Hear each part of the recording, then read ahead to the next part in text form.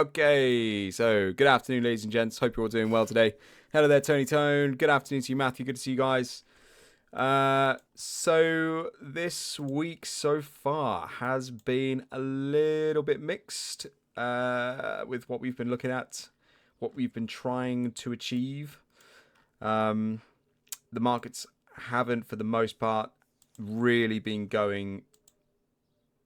Yeah, they haven't really been going anywhere. We've had a couple of sort of decent volatility moves, but they've just been very short-lived, and we haven't seen too much follow through as of yet. In terms of the calendar, the FOMC minutes is tomorrow evening, 7 p.m., of course, and today we had all of the important stuff out before 7 a.m. this morning, so before our sort of real trading hours kick off. And then that's it for the remainder of the week as well. Hey, Cora Tim, good afternoon, bud. So yeah, it's been it is a little bit of a quiet week this week, which isn't generally a problem. It's not a problem for us, but we haven't really got too much going on behind the scenes either right now. We will obviously be privy to that at the time where the markets go flying one way or flying another due to the master man himself, the DT, the Tangerine Giant. So yeah, we're just kind of on pause at the moment, waiting for that to all kick off. UK Brent prices at the moment, we did have the nice commercial move down to the 109 point, and then followed up very swiftly by the big move up top to 114.42, and then another nice big commercial move down to the lows again. So that whole sort of area in there really only provided one trading opportunity, which was this to this, and these points between the two areas here, which was a really nice break of structure. I've got to give credit to it. It was really nice. And that was about 3 o'clock yesterday afternoon, which is a very nice little move there in UK Brent. But obviously, at this point in time, when we were on the stream yesterday afternoon at around 1:30, 2 o'clock in the afternoon, it did look like we were going to go for the short. And so the short from last week was the only one that we should have been interested in at that point in time, I suppose. I just didn't really consider the buyback up to that level there. I mean, that's not even a point of liquidity, by the way. That is just merely a break of structure area, or perhaps a median from last week. So it's interesting how the market did react to it in such a way yesterday. And from that point on, we haven't actually done anything else. So there is that. Now, of course, from the European session this morning, I did already cover a lot of these trading assets. And frankly, team, we haven't had much of a movement since that session. Natural gas at the moment is currently trading at 3.017. It did have a little bit of a jump at 9 a.m. this morning, didn't it? Has made a little bit of progress today. We've done about 1.3% at the time of this session.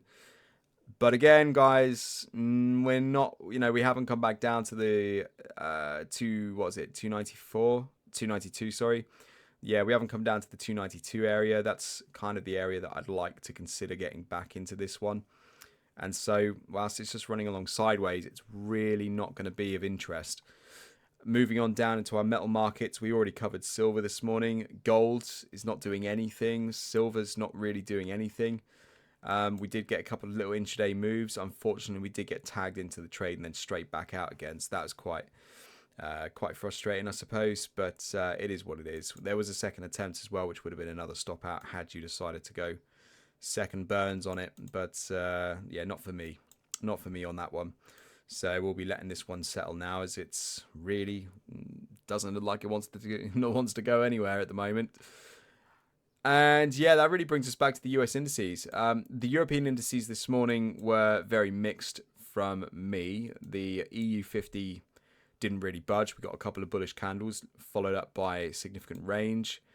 The DAX definitely had the best breakout of all three, I would say. Really, really nice breakout. And even though it looks good at this level on the 1 minute time frame, it wasn't overly realistic to take it. So, for example, this here was the breaker structure for it. So your trade idea would have been locked in at around 24.36. Stops would have had to have been here. They would have had to have been. There was nowhere else to put it. So the stop loss would have had to have been at 24.31, which means that trade was close to a 1-to-1 risk-reward ratio, so no point getting out of bed for it. This one up here is a break-close retest. Absolutely stunning trading opportunity, that one there, but wasn't prepared for it. Did not anticipate the DAX this morning going for the big breakout of the previous high. I just didn't see it coming.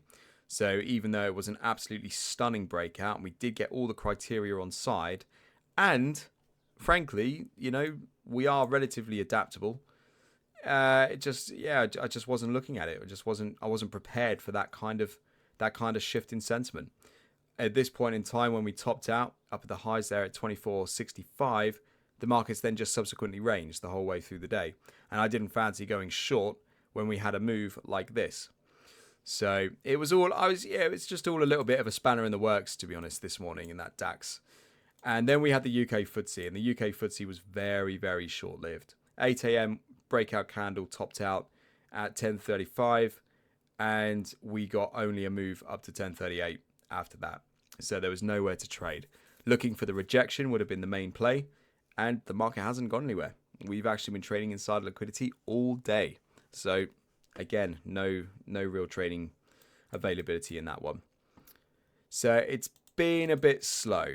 Now, in terms of yesterday's price action, the only trade that I managed to get off successfully was the Dow Jones. And that was here. So we got the push into liquidity, and that was at 235. We got the breaker structure at 243. Trade executed, target taken at 49.77, 1 to 2.61. Really nice little well-rounded trade. You definitely could have. There was no reason as well why you couldn't short from liquidity via a very aggressive breaker structure there and ride the run eventually back down to ground floor at 4 o'clock in the afternoon and doubled your money. I didn't do that personally, so I can't take credit for it, but that was an IO trading opportunity that we could all profited from. So if you did get it, a good well done to you. If not, then that's not a problem either. We got one winner out of it, so that was all right.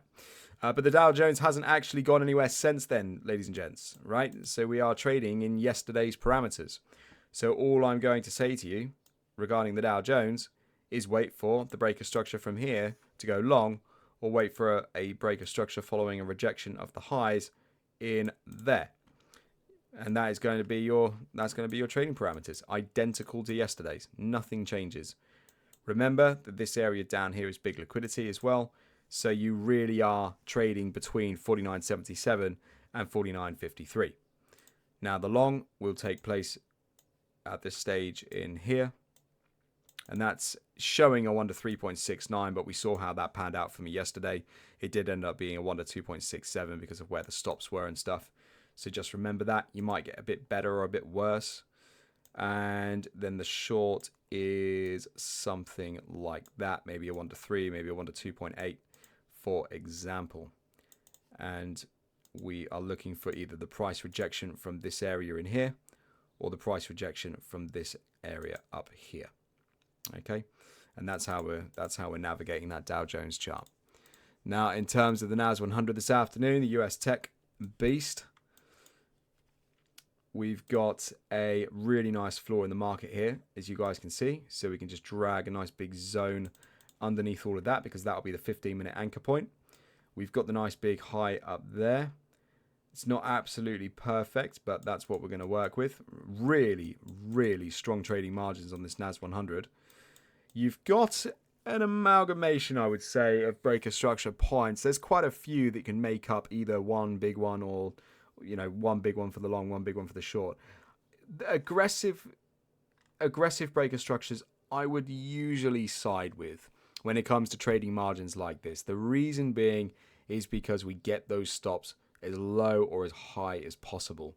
So for me, even though there is a clear break of structure point at around 28.85, just where the market's trading at the moment, I would be much more keen on taking a trade via a break of structure like this level here, for example.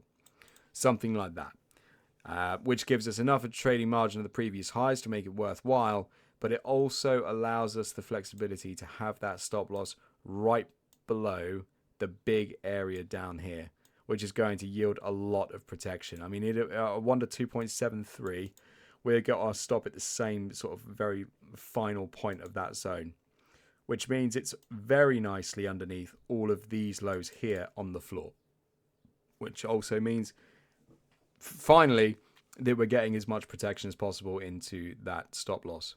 Now, if we come back up here, we drag this zone, we pull this one across the right-hand side, just like so, maybe fine tune this just a touch, possibly bring that down to about there. I mean, the really aggressive one is very, very high, but I think I'd be more concerned about that level in there. So then what this one will look like is a big push up to the highs, rejection from those highs all the way back down to ground floor. Let's just tighten these trades up for a moment. So we got the long, and then we have our short. Now, unfortunately for this one, we're not going to be able to have the stop loss as low as the longs, but it's still going to be pretty good. It's still going to be pretty decent. And we are, at the end of the day, going to be encapsulating a lot of the noise that happens up and around these areas inside the stop loss. So not quite as good as the defense that we have on the long, but it's still absolutely within our sort of benchmark for safety, for risk assessment. So not bad. Let's download that one. And then third and final, S&P 500. Is it even worth trading? That is the question, isn't it? Because the chart at the moment looks extremely similar to the NAS 100, except for the fact that on the S&P, we have a massive blockade directly in front of us. So the opportunity for the S&P looks like it will be more of a short rather than a long this afternoon. The major floor that we've got to work with is there. I wouldn't be looking to take the market anywhere lower than this level. And once we build out the parameters here from the high down to the low, we can see, let's bear with me for a moment. So that would run through there as the breaker structure point. So we can kind of see here the margin of availability, although tight, certainly does yield something for us to walk away with. So target profited around 73.74. Stop loss on this one, 73.90. That's yielding a 1 to 3.5. Probably a little bit steep for me, so I'd bring that stop up, maybe a 1 to 3, 1 to 2.8, something like that. And then that's a relatively decent trade. I really like that S&P as a result of that. Now, what you don't want to do is you don't want to take the short on this as the breaker structure. I wouldn't want to do that. I really, really would want to wait until 1 and 2 are cleared. It's those 2 points that I'm most concerned about. So wait for the market to come up to big liquidity, get the rejection, watch 1 get broken, watch 2 get broken, into the trade, target taken at 73.74, and a really nice 1 to 2.8. Download. Right, so that is European, US, energy markets, and precious metals all covered. For the sake of looking at this, we might as well check the NZD CAD, because overnight, as it happens, we did see one hell of a sell-off. Excuse me. So the market came down to the market came down from 80.75 all the way down to 80.35. Pretty big jump. Unfortunately, it did not reach liquidity before getting a bounce back, but I still really do feel confident in this NZD CAD that we may well see our push into liquidity before we get going again. So I'm just gonna, what I'm gonna do is I'm gonna put an alarm at 80.30, and I'm gonna see what happens then. Just see if we can get a breakdown below this previous low, because if we can break through this area here, it should go back to liquidity. I mean, yeah, this wasn't even supposed to be a descending level. This is just complete coincidence. So I can delete that. That's actually a path. So yeah, so that's where we are. Yeah, so that's about where we are, team. I think. So hopefully I'm going to be, aiming for a little bit more wind in the sails in the US indices this afternoon. We are on Tuesday. Now, of course, we get a little bit more trading volume, a little bit more excitement in the markets today in comparison to the Mondays, which are historically very slow and sort of spaced out. So I am hoping that it's going to be slightly better this afternoon for us all. And yeah, I guess we'll kick back and watch it all unfold in front of us, right? That's what we're going to do. So, are there any questions or anything, ladies and gents? Anything else I can help you with? All good, buddy. Excellent stuff. Glad to hear it. Okay, guys. Good job. Good job. Well, that will be that then. and we'll call that a wrap. Let's see what we can get out of this afternoon. It'd be nice to see another maybe 0.5 to 1% trade, which would be very, very nice for us. What was I going to say? Yes, tomorrow morning, Investment Hub session. Remember, the next one is up and coming. It will be between 10 and 10:30 a.m. start time. I know that is a really awkward time for a lot of you to try and make, but it will be all recorded and uploaded afterwards with this week's set of homework and opportunity question as well. Okay, so please do remember. I'll send out plenty of reminders, and you guys will get messages about it and stuff tomorrow. So no problem at all. So until that time, have a fantastic afternoon, guys. Good luck out there in the US markets. Let's go kick it. Let's see what we can do. Take care, and I'll see you then. Thanks a lot. Bye-bye.